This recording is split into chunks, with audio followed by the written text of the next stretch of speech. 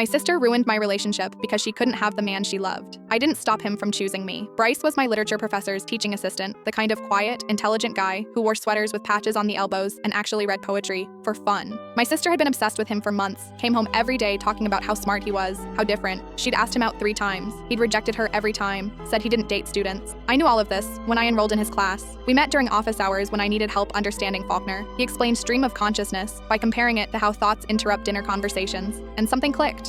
We started meeting for coffee, then lunch, then dinner. I didn't tell my sister. The semester ended, and technically I wasn't his student anymore. That's when things got serious between us. I knew I should have walked away, but I didn't. He chose me, and some selfish part of me wanted that. My sister found out when she saw us at a restaurant. She was sitting 2 tables away on a date of her own, and her face went white when Bryce leaned over to kiss me. The next morning, she texted Bryce from my phone, canceling our weekend plans with cold, cutting words. When I called him confused, he seemed distant, hurt. I showed him my sister had my phone. He didn't laugh it off this time. Then she created a fake dating profile using my photos. She messaged guys, flirted with them, arranged meetups. She sent screenshots to Bryce claiming I was cheating, that I'd been seeing multiple people behind his back. We worked through it. I got the profile taken down, but something had shifted in his eyes. A seed of doubt had been planted. She told my parents Bryce was 30, not 25, that he'd been fired from his last university for inappropriate conduct. Dad showed up at his apartment demanding answers. Bryce was horrified, trying to explain while my father threatened to call campus security. I had to show Dad Bryce's employment records, his background check.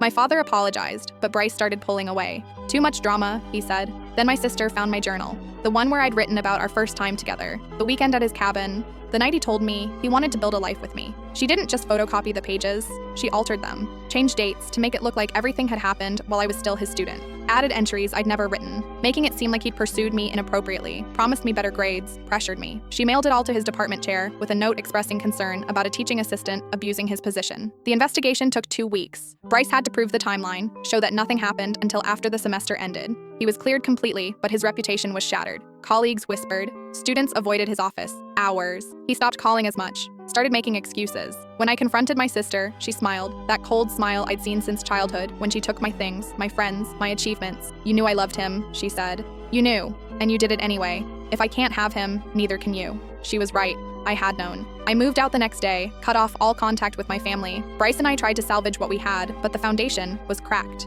Every missed call made him wonder if it was another game. 4 months later, Mom called. My sister was in the hospital. She'd been in an accident, needed surgery, asking for me. I almost didn't go, but guilt pulled me there. She looked small in that hospital bed, machines beeping. When our parents left the room, she grabbed my hand. Her grip was surprisingly strong. I need to tell you something, she whispered. About Bryce, about why I really did it. I couldn't fit what happens next in this short video. Watch the rest down below.